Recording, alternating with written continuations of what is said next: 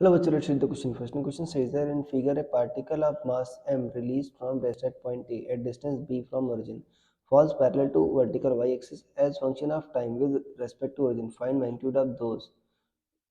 From those results, verify that torque equal to dl by dt. So students, सबसे पहले आपको समझना होगा कि की कंसेप्ट क्या यूज हो रहा है. So की कंसेप्ट इज एंगुलर मोमेंटम.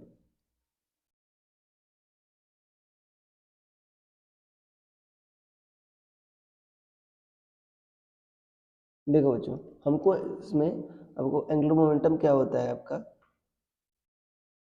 जो एल की वैल्यू होती है एंगुलर मोमेंटम, उसकी होती है value L equal to M V R perpendicular. R perpendicular क्या होता है बच्चों, जो डायरेक्शन ऑफ मोशन होती है. मान लो ये आपका ओरिजिन है, डायरेक्शन ऑफ मोशन ये है, तो डायरेक्शन ऑफ मोशन से अगर आपको ओरिजिन के अबाउट पता करना है तो उस पॉइंट से आपको डायरेक्शन ऑफ मोशन पर परपेंडिकुलर डालना होगा. ठीक है, तो ये आपका आर परपेंडिकुलर होगा. और टॉर्क क्या होता है बच्चों, वो होता है आर परपेंडिकुलर इनटू फोर्स. तो सेम बात है, यहाँ पर मोशन की डायरेक्शन की जगह क्या आ जाएगा, फोर्स की डायरेक्शन पर आपको परपेंडिकुलर डालना होगा. ठीक है ना, तो ये P है या F है, राइट, तो उस पर आपको परपेंडिकुलर डालना होगा, तो आपका आर परपेंडिकुलर आ जाएगा. तो एंगुलर मोमेंटम निकाल लेते हैं, उसके लिए आपको V चाहिए, राइट. और आर परपेंडिकुलर तो बच्चों देखो यहाँ पर फिक्स है, क्योंकि यहाँ पर B देखो ये फिक्स है. V क्या होगा, अब आपका ठीक है ना, फॉल कर रहा है किसके बच्चों इन्फ्लुएंस में, ग्रेविटी के इन्फ्लुएंस में. V equal to U plus A T.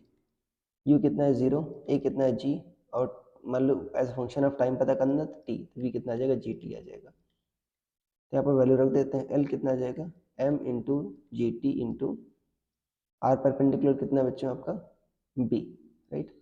यहाँ पर देखो परपेंडिकुलर डिस्टेंस क्या आ रही है आपकी, बी आ रही है.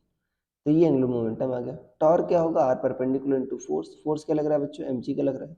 तो देखो एम जी आपका ऐसे है, राइट, और आर परपेंडिकुलर बी है, तो टॉर्क की वैल्यू क्या आ जाएगी आपकी, एम जी इंटू बी. अच्छा, अब D L by D T कर लो बच्चों. D L by D T करोगे तो कितना आ जाएगा आपका, D upon D T M G B T. तो डिफ्रेंशिएट करोगे तो ये एम जी बी आ जाएगा. एम जी बी क्या है, टॉर्क के बराबर है, तो ये प्रूफ हो गया आपका टॉर्क इक्वल टू क्या होता है, D L by D T होता है. ठीक है ना, तो ये आपका आंसर आ गया, ये वेरीफाई हो गया. So I hope you understood it well. Best of luck.